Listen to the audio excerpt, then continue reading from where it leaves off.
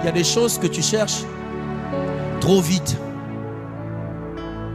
et qui vont te tuer, alors que Dieu veut te donner la même chose d'une autre manière. Dieu a dit à David que c'est toi qui seras roi après Saül. David a reçu l'onction. Jonathan, qui était le fils de Saül, savait que c'est David qui deviendra roi. Il a décidé de dire à David: quand tu deviendras roi, moi je deviendrai ton premier ministre.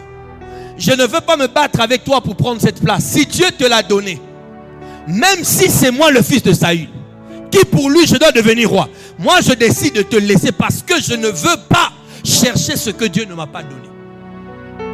Écoutez bien, Saül meurt, ses fils meurent, il ne reste que ses petits-fils.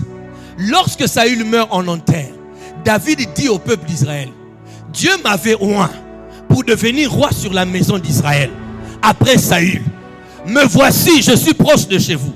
Il y a un général d'armée qui décide que David ne sera pas roi. Il va prendre un des fils de Saül appelé Ishbosheth. Il dit: c'est toi qui vas devenir roi. Ishbosheth, l'idiot, accepte. Ce que Dieu ne lui a pas donné, il accepte. Écoutez la suite. Ishbosheth, pour vouloir chercher ce que Dieu ne lui a pas donné, il va mourir. Quand ces hommes prennent la tête d'Ishbosheth, ils l'emmènent à David.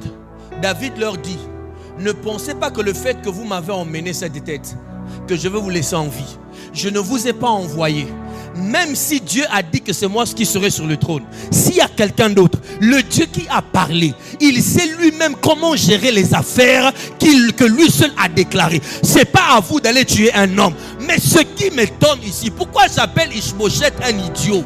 Parce que souvenez-vous, dans le chapitre 9, lorsque David est devenu roi, il a dit: y a-t-il quelqu'un d'autre de la maison de Saül ici, afin que je puisse l'élever? C'est-à-dire, David cherchait les fils de Saül. Si Ishbosheth n'avait pas été tué, il devait être dans le palais royal avec Mephibosheth. Mais parce qu'il a cherché ce que Dieu ne lui a pas donné, il est mort bêtement. Et le fils de Saül, appelé Mephibosheth, qui n'a pas voulu gérer ces choses, quand David est devenu roi, c'est lui qui s'asseyait à la table du roi.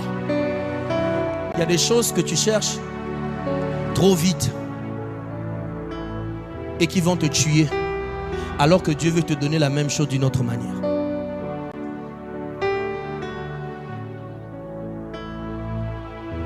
C'est pour cela, quand le temps n'est pas encore venu, il y a des décisions, il y a des postes, il y a des places qu'on ne prend pas. Ça va te tuer.